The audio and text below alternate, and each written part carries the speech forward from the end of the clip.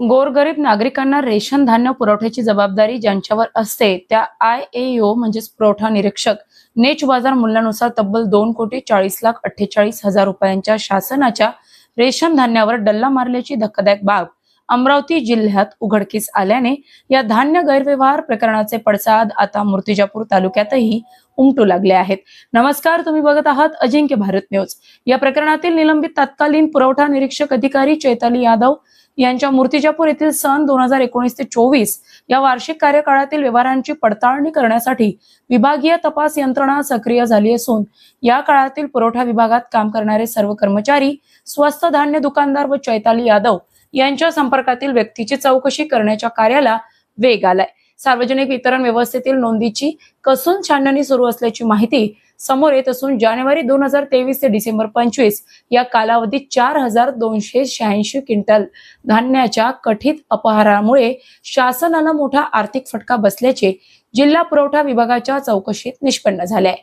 27 मार्च 26 रोजी सादर करण्यात आलेल्या अंतिम अहवालात शासनाचे 2,40,00,000 रुपयाहून अधिक नुकसान, अनेक व्यवहारांची फेरतपासणी सुरू असल्याने चौकशीचा फास अधिकच घट्ट होत असल्याचे चित्र असून या चौकशीत कर्मचारी आणि स्वस्त धान्य दुकानदाराच्या डोक्यावर लटकती तलवार असल्याचे बोलले जात आहे।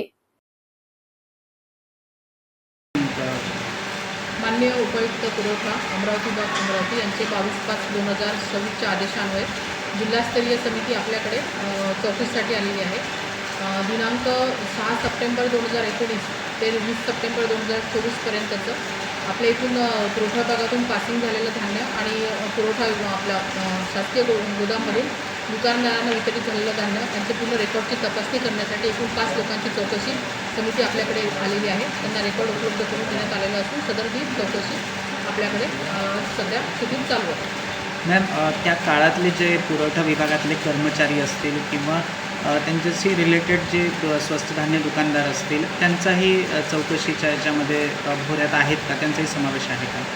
त्या कार्यकाळात म्हणजे कार्यरत असलेले AK फूड FSI त्यांना आपण या ठिकाणी म्हणजे पत्र देऊन बोलावून घेतलेलं आहे, जेणेकरून चौकशीच्या कामामध्ये त्यांची मदत होईल। अशाच महत्त्वपूर्ण बातम्यांच्या अपडेटसाठी अजिंक्य भारत न्यूजच्या पेजला फॉलो करा आणि सबस्क्राईब करा। Thank you for watching.